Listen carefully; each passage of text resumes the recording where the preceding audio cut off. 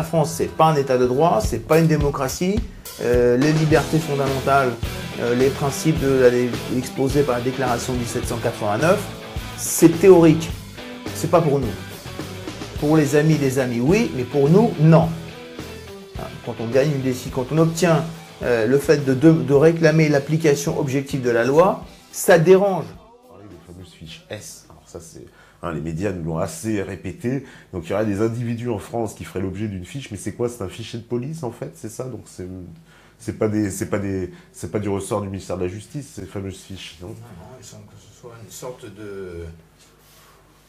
sorte de, on pourrait presque dire une loi, une espèce de loi sur les suspects, quoi. Des personnes qui seraient suspectées de pouvoir participer à des actions terroristes. Je ne sais pas trop comment, si c'est vraiment défini par les textes.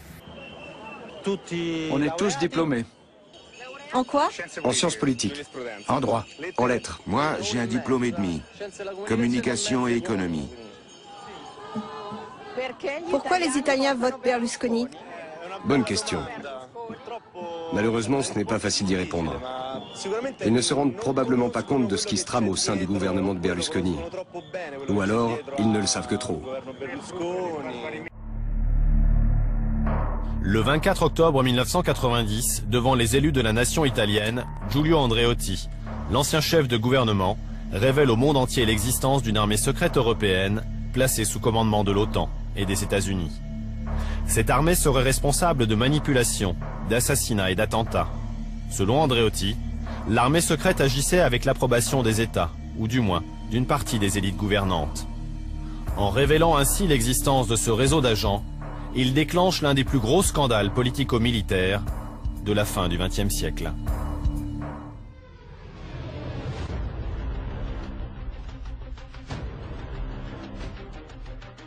Et on nous parle d'état de droit, on nous parle de démocratie, on nous parle de nos valeurs, mais quelles valeurs? Attendez, mais on se moque du monde. Et tout le monde l'a bien compris aujourd'hui. Tout le monde a bien compris que nous ne sommes pas dans un état de droit, sans parler de ces histoires d'état d'urgence, hein. Ça a fait un bon moment que la planche a commencé à être savonnée. À la fin des années 60 et jusqu'au début des années 80, des attentats meurtriers ébranlent l'Italie.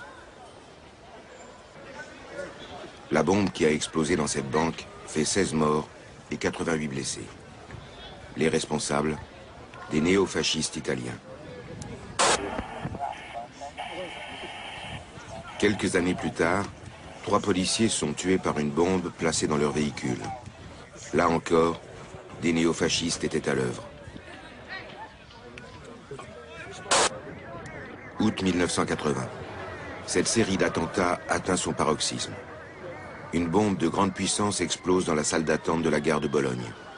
Une aile du bâtiment s'écroule et on dénombre 85 victimes dans les ruines.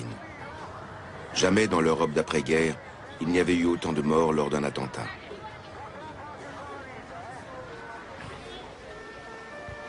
En septembre de la même année, à la fête de la bière à Munich, on déplore 13 morts et plus de 200 blessés après l'explosion d'une bombe. C'est l'attentat le plus meurtrier de l'histoire de la République fédérale. En quoi ces attentats se ressemblent-ils? Existerait-il un lien entre eux? À chaque fois, les groupes d'extrême gauche sont montrés du doigt les premiers. Les Brigades rouges en Italie et la fraction armée rouge en Allemagne de l'Ouest. Mais en réalité, les responsables appartiennent au milieu d'extrême droite. Et détail troublant, ils ont fait usage d'explosifs militaires. Lorsqu'on remonte la piste de ces attentats sanglants, on se heurte de manière répétée à une organisation paramilitaire secrète en Europe de l'Ouest, pilotée au début par l'OTAN et les services secrets de chaque pays, en dehors de tout contrôle parlementaire. Son nom, réseau Stay Behind, ou Gladio, le glaive en italien. En tout cas, moi ce que j'ai entendu, on va dire, direct après les attentats, il y avait un discours dans la bouche de plusieurs dirigeants politiques qui consistait à nous dire « il faut faire un Patriot Act à la française ». On sait très bien ce que ça a donné le Patriot Act aux États-Unis à la suite des attentats du 11 septembre. C'est, en gros, entre guillemets, on suspend toutes les libertés individuelles, collectives et les droits des citoyens afin de, soi-disant, combattre cette prétendue guerre au terrorisme. Parce que, ce qui voudrait dire, parce que comme on mène une guerre comme ça contre les citoyens, est-ce que ça veut dire, c'est quoi? C'est tous les citoyens sont présumés d'être des terroristes, finalement. Ces offensives font sortir de l'ombre un certain Licio Gelli, un franc-maçon que les Italiens avaient presque oublié, le fondateur de la célèbre loge secrète P2.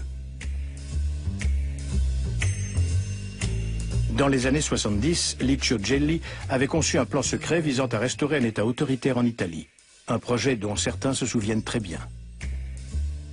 Licio Gelli, président de la loge P2, avait un projet de renaissance démocratique, comme il disait.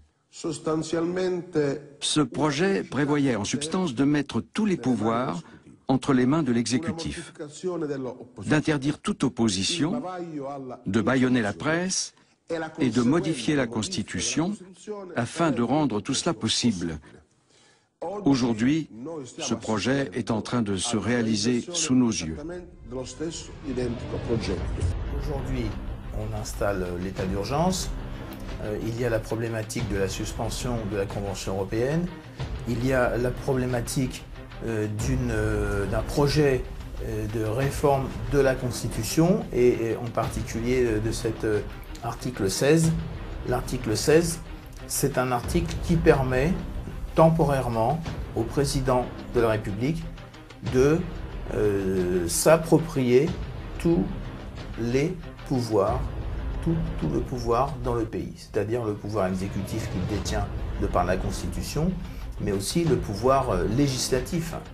Le Parlement, lorsque l'article 16 de la Constitution est mis en œuvre, le Parlement est écarté dans sa fonction législative. C'est le président de la République et ses services qui vont légiférer en lieu et place du Parlement. Effectivement, ce sont des situations très exceptionnelles et qui ont été mises en place au début, à la fin des années, au début des années 60, au début de la Ve République. Oui, avec l'histoire. Et je n'ai pas l'impression, en voyant les gens qui se plaignent de subir des perquisitions, que seuls ne soient visés ici des suspects de terrorisme. Ah oui. Et c'est là que se pose la difficulté. C'est que dans le contrat social, si vous voulez, parce qu'en politique, il faut toujours revenir au contrat social. Pas forcément le contrat social de Rousseau. Mais à la base de toute société, il existe un consensus. C'est soit le consensus archaïque d'un rapport de force qui s'impose, et donc c'est un consensus passif, soit un consensus d'adhésion avec une forme de confiance entre un peuple qui accepte de se soumettre à une autorité, et cette autorité qui offre des garanties par rapport au pouvoir dont elle est dépositaire. Or ici, on accepte de donner un pouvoir exceptionnel, un pouvoir d'urgence. Le peuple conçoit même d'envisager une modification de la Constitution, puisque jusqu'à présent je n'ai pas trop entendu de protestation par rapport à tous ces projets. Mais à condition que l'objet et la cause de tout cela soient respectés et effectivement atteints. Alors, de quoi parle-t-on? Quant à l'objet, on parle du terrorisme, principalement.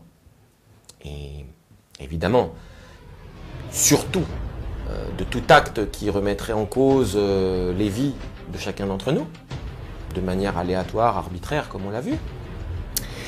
Alors ça, cet objet-là devrait délimiter, si vous voulez, l'exercice des pouvoirs exceptionnels. Et puis, la cause, la finalité, c'est que par rapport à cet objet, on entend tous, dans le contrat social, nous entendons tous d'obtenir quelque chose de meilleur grâce au pouvoir exceptionnel.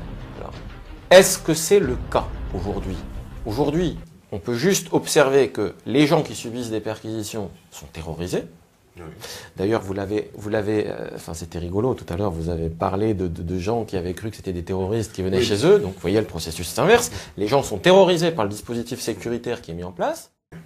C'est surtout pour le citoyen que ça pose problème. Pour les les retombées, si vous voulez. C'est bien là qu'on se pose. Eh ben, c'est bien là qu'on se place. Les mesures qui sont proposées ne répondent pas du tout à la situation. Parce qu'on nous dit, il y a des terroristes dangereux, entre guillemets, dans la nature. Bon, je veux bien le croire. Mais ils sont tous morts. Et la réaction, c'est de dire, on va tous vous surveiller, on va tous vous contrôler. Et vous n'aurez plus de droits. Oui, mais le problème, c'est que même si des personnes commettent des actes qui vont être qualifiés de terrorisme, mais où est l'intérêt de conduire contre ces personnes un procès qui ne sera pas équitable? Mais c'est ça le problème. Que ce soit pour les citoyens normaux ou pour les gens qui ont été qualifiés d'avoir commis des actes de terrorisme, en quoi nous avons notre État a-t-il intérêt de conduire un procès contre eux qui ne sera pas équitable? Mais on va condamner des gens, on les accusera d'être des terroristes, ils ne seront pour rien dans telle ou telle affaire, ils seront condamnés comme étant des terroristes parce que on aura passé par perte et profit le concept de procès équitable. C'est ridicule. On n'a aucun intérêt aujourd'hui et aucun avantage à suspendre le concept de procès équitable et à priver les citoyens, tous les citoyens, de la possibilité de saisir la Cour européenne. Sauf quand on est dans des opérations de manipulation, sauf quand on est dans on sait qu'on va conduire des procès qui ne seront pas équitables, qui ne seront pas réguliers, parce qu'on l'a décidé, parce qu'on veut entrer dans une logique de répression pour impressionner les citoyens, pour les faire taire, pour les écraser, pour les humilier. En quoi aujourd'hui a-t-on intérêt à prononcer des sanctions pénales qui ne sont pas prévues par le code pénal sous prétexte de terrorisme? Mais c'est de la manipulation. C'est ce que je vous disais tout à l'heure. Oui, mais parce que là, est-ce qu'on n'en profite pas? Parce que moi, j'ai des bruits, je suis comme vous, j'ai quelques sources policières qui m'indiquent que présentement, il y aurait dans la police on va dire, une faction voilà, de ces policiers qui profiteraient justement de cet état d'urgence pour régler des affaires qui étaient en suspens depuis longtemps, de se débarrasser de certains opposants qui dérangent, etc. Puisqu'en plus, ils ont tous les droits avec la loi sur renseignement sur Internet. Nous-mêmes, on est sous le coup de l'épée de Damoclès. Du jour au lendemain, on se dit qu'ils peuvent sauter notre site puisqu'ils ont ce droit-là. C'est pour ça qu'il faut des avocats efficaces, puissants et courageux et indépendants. Oui, mais on a l'impression que quand on trouve des avocats comme ça, la justice veut les casser. Alors, effectivement, c'est une profession dans laquelle on n'accepte pas que l'avocat fasse son travail normalement. C'est tout. Alors, il y a tout un tas de systèmes qui permettent de faire taire l'avocat.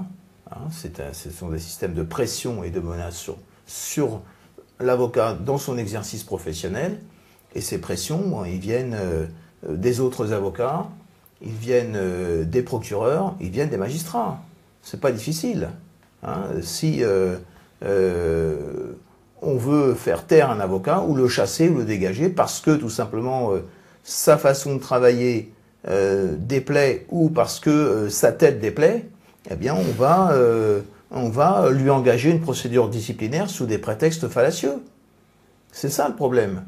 Et s'il résiste aux procédures disciplinaires, on va lui monter des procédures pénales. Ce qui concerne le domaine de la justice, sachant que les erreurs judiciaires ont quand même des conséquences terribles, quoi. Voilà, qu'on empêche quelqu'un de travailler, qu'on empêche quelqu'un. Voilà. Et où sont les sanctions ensuite? Où sont les sanctions, c'est la Légion d'honneur. Voilà, la Légion d'honneur. Bon, moi, on a le cas dans un dossier, l'affaire du bon docteur Michel Pinturo, où le juge a fabriqué des faux jugements, c'est jugé, par ces motifs de la décision qui a jugé que les jugements étaient faux, c'est dit que le jugement du 12 mai 1995 constitue un faux. Cette juge n'a pas été sanctionnée sur le plan disciplinaire, n'a pas été sanctionnée sur le plan pénal, et elle s'est même plaint que les procédures engagées contre elle ont retardé la possibilité pour elle de recevoir la médaille du mérite.